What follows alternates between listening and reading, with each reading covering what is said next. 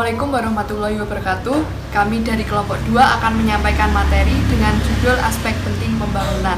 Mari kita simak video berikut ini. Assalamualaikum warahmatullahi wabarakatuh. Nama saya Kusnul Nur Afia dari pemateri 1 akan menjelaskan tentang paradigma pertumbuhan. Definisi paradigma pertumbuhan yaitu suatu asumsi atau sudut pandang yang terjadi terhadap perubahan yang terjadi dalam suatu negara. Paradigma pertumbuhan seringkali dikaitkan dengan perekonomian yang ada di suatu negara, karena kita akan tahu tingkat pertumbuhan atau negara dari tingkat perekonomian serta tingkat pertumbuhan penduduk. Jika pertumbuhan ekonomi dan pertumbuhan penduduk di dalam suatu negara stabil atau bahkan tinggi, bisa dikatakan bahwa kesejahteraan di dalam negara tersebut sudah sangat baik dan sangat terjamin. Tinggi rendahnya laju perekonomian juga mempengaruhi tingkat pembangunan yang ada dalam suatu negara, karena pembangunan infrastruktur dalam suatu negara juga dapat terlaksana atas kelancaran perekonomian tersebut. Jika kesejahteraan penduduk sudah dipenuhi dan terjamin, otomatis pertumbuhan penduduk dalam suatu negara juga akan meningkat, karena fasilitas seperti pendidikan, kesehatan, keamanan, dan lain-lain sudah mendapat jaminan atau sudah terlaksana dengan baik. Maka dari itu, pertumbuhan dan juga pembangunan juga sangat perlu diperhatikan. Saya Ristati Diasgata sebagai pemateri 2 akan menjelaskan tentang pertumbuhan ekonomi versus ketimpangan dan ketergantungan. Pertumbuhan ekonomi dapat diartikan sebagai pertambahan pendapatan nasional suatu negara dalam kurun waktu tertentu. Tingkat pertumbuhan ekonomi merupakan salah satu faktor yang mempengaruhi kesejahteraan masyarakat. Oleh karena itu, pertumbuhan ekonomi menentukan keberhasilan suatu negara. Semakin tinggi tingkat pertumbuhan ekonomi suatu negara, maka semakin tinggi juga kesejahteraan masyarakat. Ketimpangan ekonomi adalah perbedaan pembangunan ekonomi antar suatu wilayah dengan wilayah lainnya secara vertikal dan horizontal yang dapat menyebabkan disparitas atau ketidakpemerataan pembangunan. Meningkatnya pendapatan per kapita tidak selamanya menunjukkan bahwa distribusi pendapatan lebih merata. Ketimpangan timbul dikarenakan tidak adanya pemerataan dalam pembangunan ekonomi. Hal ini terlihat dengan adanya wilayah yang ragu dengan wilayah yang terbelakang atau kurang maju. Ketergantungan merupakan salah satu faktor yang perlu dipertimbangkan dalam menganalisa pertumbuhan ekonomi suatu wilayah.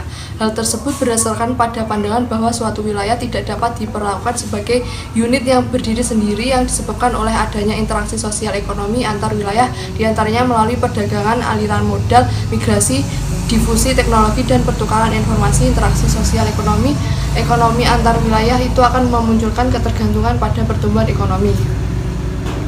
Pertumbuhan ekonomi, ketimpangan, dan ketergantungan menjadi isu penting bagi pembangunan setiap negara. Pertumbuhan ekonomi yang tinggi berdampak pada masalah ketimpangan dan ketergantungan. Kondisi perekonomian Indonesia yang mengalami peningkatan menunjukkan bahwa pendekatan pertumbuhan dipandang sebagai perbaikan ekonomi makro nasional. Memperoleh hasil yang baik, pembangunan yang menonjolkan infrastruktur fisik dapat memunculkan ketimpangan sosial ekonomi secara meluas. Pembangunan yang dilakukan membawa implikasi munculnya ketimpangan dan ketergantungan. Bentuk ketergantungan daerah terhadap pusat terlihat dalam komposisi anggaran. Penerimaan dalam negeri terpusat di pemerintahan pusat. Dengan demikian menggambarkan ketimpangan yang terjadi antara pusat dan daerah, sehingga ketergantungan daerah terhadap pusat menjadi sangat tinggi. Pertumbuhan pendapatan tidak disertai dengan pemerataan pendapatan masyarakat. Pertumbuhan yang terjadi hanya dapat dinikmati oleh presentasi terkecil penduduk Indonesia yang berada pada kaum yang memiliki pendapatan tinggi. Masyarakat miskin hanyalah menerima sebagian kecil dari efek pertumbuhan ekonomi. Saya Lutfia Nurdin Agustina, pemateri 3, akan menjelaskan tentang pembangunan berkelanjutan. Pembangunan berkelanjutan. Pertumbuhan ekonomi dan pendapatan per kapita adalah hal umum yang digunakan untuk mengukur kesejahteraan ekonomi masyarakat. Pembangunan berkelanjutan adalah salah satu cara untuk meningkatkan kesejahteraan ekonomi masyarakat. Pembangunan atau development merupakan suatu proses atau kegiatan yang terencana untuk merubah kondisi sesuatu menjadi lebih baik. Pembangunan berkelanjutan atau sustainable development adalah pembangunan yang berguna untuk mencukupi kebutuhan masa sekarang tanpa mengurangi kemampuan generasi di masa mendatang dalam memenuhi kebutuhan hidupnya. Dalam kata lain, pembangunan berkelanjutan mampu meningkatkan mutu hidup masyarakat di masa sekarang maupun di masa mendatang.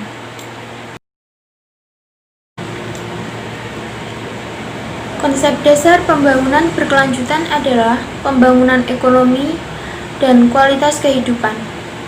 Seiring dengan berjalannya waktu, pembangunan diukur dari pertumbuhan ekonomi dan pemenuhan kebutuhan sosial. Guna menyeimbangkan sumber daya alam dan kegiatan ekonomi, maka diperlukan pembangunan berkelanjutan yang berwawasan lingkungan. Karena dilihat dari kebutuhan manusia yang tiada batasnya dan sumber daya alam yang terbatas. Pada dasarnya, kegiatan pembangunan mempengaruhi dan dipengaruhi oleh lingkungan. Secara umum, pembangunan bertujuan untuk meningkatkan kesejahteraan dan memenuhi kebutuhan dasar rakyat yang lebih baik. Dalam upaya meningkatkan kesejahteraan masyarakat, maka harus memperhatikan hal-hal penting yang ada di dalam pembangunan, yaitu pertumbuhan ekonomi dan pertumbuhan lapangan pekerjaan, dan memelihara kelestarian lingkungan. Pembangunan berkelanjutan merupakan salah satu tahapan yang dilakukan dalam pembangunan jangka panjang. Aspek-aspek yang perlu diperhatikan dalam konsep pembangunan berkelanjutan, seperti yang sudah dijelaskan sebelumnya, adalah ekonomi, sosial, lingkungan, dan informasi teknologi. Perkenalkan, nama saya Arsul Nurcahyo. Saya akan mempresentasikan tentang paradigma human development. Manusia adalah kekayaan bangsa yang sesungguhnya dan modal dasar pembangunan. Tujuan utama pembangunan adalah menciptakan lingkungan yang memudahkan rakyat menikmati umur panjang, sehat, dan menjalankan kehidupan yang produktif. Pada tahun 1990, perhatian dunia berubah dari pembangunan ekonomi menjadi pembangunan manusia. Dunia internasional mulai menyadari bahwa manusia merupakan input sekaligus menjadi tulang dalam pembangunan. Hal ini muncul karena beberapa negara mengalami pertumbuhan ekonomi yang tinggi, tetapi juga disertai dengan tingginya tingkat pengangguran dan kemiskinan, dan juga rendahnya tingkat kesehatan. Dan pada tahun yang sama, United Nations Development Program atau UNDP menerbitkan laporan untuk menanggapi hal atau isu yang sedang berkembang pada saat itu. Dalam laporan berjudul Human Development Report atau HDR, UNDP menggunakan konsep dasar yang dikemukakan oleh Sand dan Haq dengan menggarisbawahi ide dasar human development, yaitu manusia. Pembangunan manusia harus berfokus pada peningkatan kualitas kehidupan yang dijalani oleh masyarakat dibandingkan dengan hanya mengandalkan asumsi bahwa pertumbuhan masyarakat akan secara otomatis meningkatkan kesejahteraan mereka. Kesempatan pembangunan manusia harus mampu mengembangkan kemampuan manusia dan memberikan kesempatan kepada mereka untuk menggunakan kemampuannya. Tidak ada yang dapat menjamin kebahagiaan manusia, dan pilihan dibuat setiap orang ada tanggung jawab masing-masing. Konsep aspek pembangunan memiliki beberapa komponen, yaitu dimensi pembangunan manusia yang dibagi menjadi dua, yakni secara langsung meningkatkan kemampuan manusia dan menyebabkan kondisi untuk pembangunan manusia. Untuk yang secara langsung meningkatkan kemampuan manusia, yang pertama adalah umur panjang dan hidup sehat. Kedua, pengetahuan ketika standar hidup yang layak. Sedangkan untuk menciptakan kondisi pembangunan manusia harus membutuhkan beberapa hal, yakni yang pertama, partisipasi dalam pembangunan politik dan kehidupan bermasyarakat. Kedua, lingkungan yang berkelanjutan. Ketiga, keamanan dan hak asasi manusia. Yang keempat adalah kesetaraan gender. Indonesia sendiri, tingkat IPM pada tahun 2010 hingga tahun 2019 mengalami kenaikan yang cukup signifikan dengan rata-rata 0,8% per tahun, dan pada tahun 2019 mengalami sedikit penurunan sekitar 0,74% berdasarkan data BPS. Mungkin disebabkan oleh beberapa hal, yakni pembangunan yang kurang merata untuk daerah yang cukup tertinggal daerahnya, dan juga pendidikan yang kurang merata bagi daerah yang berada di luar atau perbatasan negara. Paradigma pemberdayaan masyarakat. Pemberdayaan masyarakat merupakan usaha untuk memberdayakan masyarakat yang kurang ketidakmampuannya, baik karena faktor internal maupun eksternal. Pemberdayaan diharapkan mampu mengubah arah dan tatanan hidup masyarakat ke arah yang lebih baik lagi, sebagaimana wujud keinginan bangsa, yaitu untuk mewujudkan masyarakat yang maju, demokratis, adil, dan makmur. Pemberdayaan masyarakat saat ini menjadi problem penting pemerintah, terutama sebagai kelanjutan dari kegagalan program pembangunan masa lalu. Namun hal ini seringkali berlawanan dengan fakta yang terjadi di lapangan. Program pemberdayaan kurang mendapat perhatian dan tidak tepat pada sasaran program tersebut. Selain itu, program pemberdayaan sendiri yang ada malah menghabiskan dan memperdayai rakyat itu sendiri. Salah satu upaya untuk mewujudkan semua itu adalah dengan melakukan pelatihan-pelatihan pekerjaan seperti BLK, Balai Latihan Kerja. Tujuannya adalah bagi masyarakat yang ingin mendapatkan pengalaman atau mendapatkan ilmu baru bisa langsung mengikuti pelatihan tersebut. Bukan hanya itu, bagi masyarakat yang sudah memiliki kemampuan tapi ingin mengasah atau menambah wawasan, bisa juga langsung mengikuti pelatihan tersebut.